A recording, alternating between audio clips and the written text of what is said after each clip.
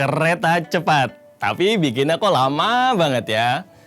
Tapi sebelum masuk ke pembahasan, sekarang gini deh gue tanya. Jawabnya di kolom komentar aja ya, biar rame, biar ribut pada kan. Siapa dari teman-teman di sini yang pernah ke Jepang? Dan coba naik Shinkansen-nya di sana. Kalau sudah banyak yang pernah, pertanyaan gue selanjutnya, pernah nggak teman-teman itu ke Cina juga nyobain Gautier-nya di sana? Terus buat yang belum pernah ke Jepang, belum juga pernah ke Cina, cobain kereta cepat di dua negara tersebut, buat apa sih ribut-ribut komentarin soal kualitas keretanya itu nanti gimana? Ukuran objektifnya dari mana? Gitu kan? Nah silakan deh tuh ribut di kolom komentar ya.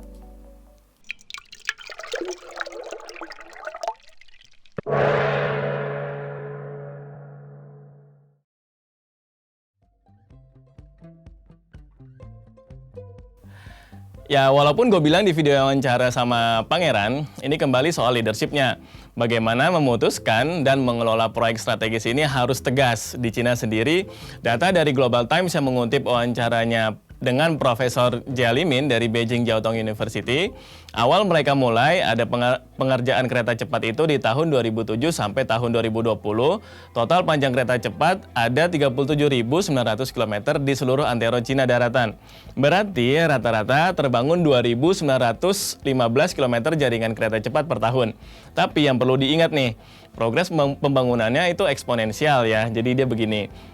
Dalam arti mungkin di tahun 2007 sampai 2008 itu karena pembangunannya ya hanya sedikit dan hanya untuk momentum Olimpiade Beijing 2008 itu hanya sekitar 987 km pembangunan trek kereta cepatnya.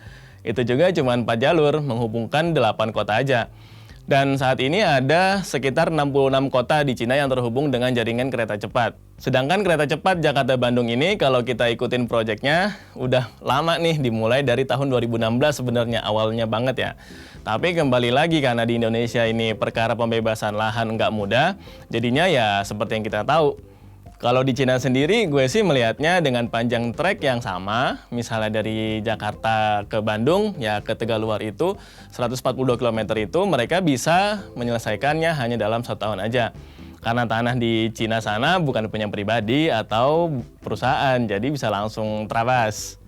Kereta cepat atau Gautier di Cina juga sebetulnya kalau gue pinjam istilah arteria dahlan, ujuk-ujuk, nggak ujuk-ujuk dia bisa jadi di sana.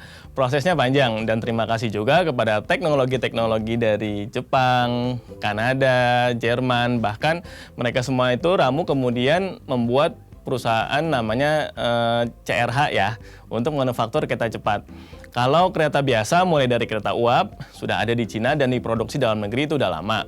Perusahaan misalnya Siemens Heavy, Kawasaki, Mitsubishi Heavy, dan Bombardier Kanada merupakan acuan Cina untuk membuat kereta cepat tersebut dengan ya keunggulan masing-masing. Misalnya soal traksinya, ya kan, ketahanan rangka keretanya, sistem elektronikanya, sistem pengelolaan jalurnya, itu semua kan rumit.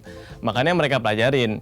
Proses pembelajaran mereka untuk bagaimana sampai menguasai teknologi kereta cepat paling enggak itu sudah dimulai dari tahun 1978. Itu pun karena Deng Xiaoping, bapak reformasi Cina, sempat mengunjungi Jepang di tahun tersebut.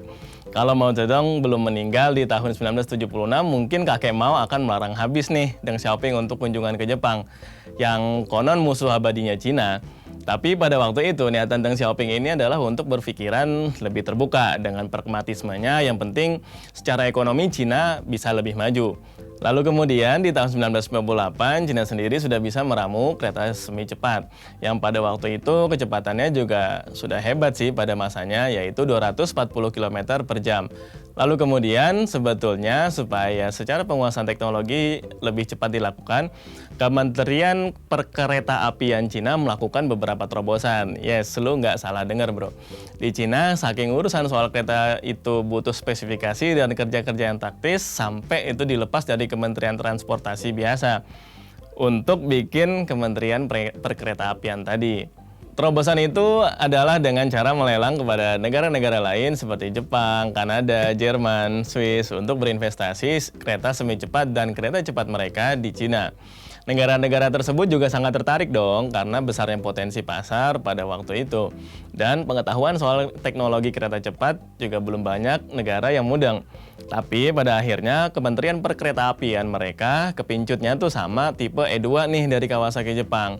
Dan kereta jenis itu tadinya mau dipakai sampai mulai dari tahun 2003 sampai pada akhirnya ada kontroversi. Ya karena itu dulu Jepang pernah ngejajah Cina dan itu sangat melukai hati masyarakat. Bahkan sampai sekarang belum tuh bisa hilang luka-luka batinnya, apalagi untuk di generasi old mereka ya.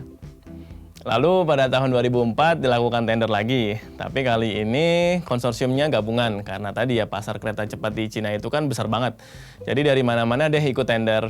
Dari Prancis ada perusahaan Alstom, dari Kanada ya Bombardier itu tadi, dari Jerman ada Siemens Heavy namanya, dan dari Jepang Kawasaki Heavy ya tetap maju ikutan. Karena formatnya sudah tender besar seperti itu, jadi di mata publik Cina penggunaan kereta Kawasaki ada perimbangannya lah dari kereta-kereta asal negara lain. Dengan jaringan kereta cepat itu, yang baru resmi pada tahun 2007 dan rampung di tahun 2008, Cina sendiri juga belum tuh pakai barang sendiri. Baru di tahun 2011, karena dari investasi yang masuk sejak tahun 2004 itu ada skema joint venture dan mewajibkan perusahaan-perusahaan asing untuk juga melakukan transfer teknologi. Makanya agak telat sih sebetulnya Cina bisa bikin kereta cepat sendiri. 3 tahun ya setelah perdana kereta cepat itu ada di Cina. Itu yang tipe kecepatannya sampai 300 km per jam ya. Pernah sempat dulu ada kecelakaan kereta cepat di Juli tahun 2011 yang sampai menewaskan 40 orang di Provinsi Zhejiang. Itu juga karena sih sebetulnya ya, kereta yang lewat jalur itu terlalu cepat lah, terlalu terlalu ngebut. Sehingga setelah kecelakaan tersebut, masing-masing tipe kereta yang lewat situ dikurangi nih kecepatannya 50 km per jam lebih slow. Ada artikel yang bagus di kompas.id, bagus banget isinya. Itu artikel 17 Desember 2021 kemarin yang bahas soal transfer teknologi kereta cepat yang ada, yang lagi dikerjain di Jakarta Bandung ini. Gua rasa pasti ada juga kok transfer teknologi itu yang mulai dari SOP operasionalnya, pemasangan relnya, teknik bikin terowongannya, dan lain-lain itu ada. Cina juga nggak akan pelit kalau ngasih ilmu soal ini. Karena toh dia juga bisa menguasai ilmu dan teknologi kereta cepat itu ya diajarin orang lain juga kan. Tapi yang perlu diingat nih guys bahwa jangan bandingin kereta cepat itu sama di semua negara. Misalnya antara Shinkansen-nya Jepang dengan Gautier-nya Cina. Sama-sama punya pendekatan dan constraint tertentu. Misalnya nih, banyak ada yang tanya kenapa sih kereta cepat yang lagi dibangun itu nggak masuk sampai ke Gambir atau yang di sebelah sananya misalnya nggak sampai masuk mana gitu kayak Dago misalnya. Karena kalau Shinkansen di Jepang buat yang sudah merasakan ya itu kan dia masuk sampai kota ya, nggak di luar kotanya. Tapi yang perlu teman-teman ingat adalah teknologi dan kemajuan peradaban masyarakat Jepang itu belum tentu juga cocok diaplikasikan di kita loh. Itu semua ada prosesnya, lama dan ada learning curve-nya ibaratnya. Ada satu artikel di mediarail.wordpress.com yang bahas soal ini. Dari berbagai sumber juga, mereka bilang rata-rata delay-nya Shinkansen itu hanya 20 detik bila dibandingkan dengan delay-nya kereta cepat sejenis seperti TGV di Perancis dan beberapa negara Eropa lainnya. Dari segi delay hanya 20 detik aja kita udah kalah bro. Gue gini-gini juga anak kereta sebelum pandemi menyerang. Apalagi pas masih tinggal di Depok. Kalau misalnya kita mau ke Sudirman ya paling enak naik KRL kan. Coba kita bayangin deh soal delay-nya aja, udah nggak masuk gitu kan di kita. Udah tahu kan kalau misalnya pas naik KRL, pas rush hour gitu gimana rasanya kan. Selain soal kalah bidding waktu itu, soal ada terkait bunga-bunga hutang dan sebagainya, maka teknologi Gautier Cina yang dipilih. Kalau menurut gue secara teknis memang tipikal Gautier Cina yang lebih cocok diterapkan di Indonesia. Tapi bukan berarti di Cina itu kereta cepatnya telat-telat ya, enggak. Kalau ente ke sana deh nanti coba, itu stasiun kereta cepatnya udah kayak bandara aja. Ajib banget dah pokoknya, besar. Beda sama Jepang yang dia pakai stasiun existing karena di kota-kota di Jepang mau dibangun di mana, ya kan nggak ada gitu tanahnya. Nah, stasiun-stasiun Gautier atau kereta cepat di Cina itu biasanya ditaruh di pinggiran kota nih, ya kan? Kenapa demikian? Karena mereka pemahamannya yang dipakai adalah integrasi dan keamanan. Integrasi di sini maksudnya kereta cepat itu ya memang ditujukannya untuk antar kota bro, bukan dalam kota. Makanya kita kenal itu ada MRT ya kan, ada LRT itu. Sebetulnya gue bingung juga karena kalau KRL di Indonesia itu kan menganut mazhab JR Line-nya di Jepang ya. Tapi KRL nggak sampai luar kota kalau di sini. Nah, sehingga sebetulnya yang menjadi concern adalah kenapa di Jakarta atau di Bandung atau di kota-kota manalah yang lain misalnya nggak dibangun rapi dulu nih misalnya MRT atau LRT-nya, baru nanti kereta antar kotanya yang cepat disediakan. Di Cina dulu sebelum tahun 2007 nggak ada tuh kereta cepat. Mereka pakai kereta api yang pakai batu bara kok, biasa aja. Sama lah kayak di kita, cuman bedanya mereka bikin rapi dulu tuh dalam kotanya sendiri, itu soal integrasi. Sehingga kalau kata gue misalnya ini jadi beneran kereta cepat sampai nanti Tegaluar, itu ya kan tahu sendiri bagi-bagi kue juga buat pengusaha travel ya. Ya integrasinya begitu deh jadinya. Ya selama itu nyaman dan gak ribet, misalnya flow-nya gue sih senang-senang aja yang lihatnya. Kalau soal keamanan nih, karena keretanya itu cepat, udah dari namanya aja ngeri kali kan. Masalah keamanan ini juga jadi nomor wahid. Jadi jangan sampai misalnya ada malfungsi, ada error, atau ada amit-amit apalah kecelakaan gitu. Justru makin parah dampak yang ditimbulkannya nanti. Itu baru dari 2 elemen nih teman-teman. Ini juga gue yang analisis, bukan orang teknis. Teman-teman gue yang gawe di KCIC tahu lebih banyak lah hal-hal terkait teknis itu tadi. Gue cuma wakilin mereka sedikit aja lah beberapa hal. Soal integrasi moda transportasi, di US aja nggak ada kok kereta cepat, negara yang padahal maju dalam bidang sains dan teknologinya. Ya, tapi itu kan karena mereka bensin di sana murah ya, harga mobil pun murah-murah kok. Tapi soal kebijakan transportasi itu semua kembali lagi ke leadership. Dengan jalur kereta atau kereta cepat, niscaya menghadirkan keadilan untuk semua kalangan masyarakat yang ingin bepergian jarak jauh, sembari memang mengurangi angka polusi dan emisi gas buang dan sebagainya itu. Terus soal harga tiket ya, kalau yang mirip dengan trek Jakarta-Bandung di Cina ada yang sering gue jajal, yaitu trek dari ada namanya kota Beijing ya kan ke Tianjin.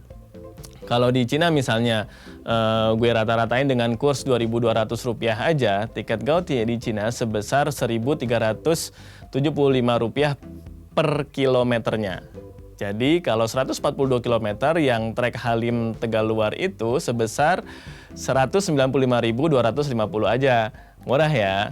Tapi lihat juga dong di sana efisiensi pembangunannya. Serta skala sama jumlah penumpangnya itu ya berlipat-lipat lah daripada kita di sini. Sama memang kalau di Cina subsidi untuk transportasi umum itu juga besar banget. Itu semua ya supaya lebih banyak lagi orang yang memakai sarana transportasi publik. Kalau harga tiket kemarin gue lihat di berita katanya diangkat 350.000 ya untuk sekali jalan kereta cepat nanti. Cukup mahal sih. Ya itu kan bukan tiket subsidi pemerintah, pasti mahal ya. Tapi ya kita lihat aja nanti apakah itu worth it dengan waktu yang bisa di-save atau misalnya soal kenyamanannya yang berbeda. Mudah-mudahan kereta cepat Jakarta-Bandung bisa selesai akhir 2022 ini ya guys. Jadi ritmenya juga jangan ikut pemilu. Waduh, itu kebiasaan kita banget ya di sini. Di Cina sendiri ini menurut gue ya, bukannya nggak ada bagi-bagi kue loh. Pasti ada, tapi kuenya itu dibikin dulu, dipanggang dulu, di-bake dulu sampai jadi, taruh di meja baru dimakan bareng-bareng, dipotong-potong gitu kan. Ya gue harap di kereta cepat ini nggak ada lah bagi-bagi kue dulu, tapi kuenya masih imajiner. Apanya mau dibagi kan bro? Jadi dari segi manajemen project juga bisa lebih profesional dan mengedepankan kualitas. Bagi-bagi nantilah belakangan. Banyak kok sebenarnya multiplier effect kalau misalnya kereta cepat itu jadi dan jadinya bagus gitu ya. Belum lagi kalau nanti bisa ada yang mau bohirin nih dari Bandung sampai Surabaya, lumayan kan? Ya asal jangan bikin pulang aja dari Jakarta ke Surabaya. Koplak itu namanya bro. Hari Minggu ku turut ayah ke kota. Dari Pondok Cina hingga ke Hotel Indonesia.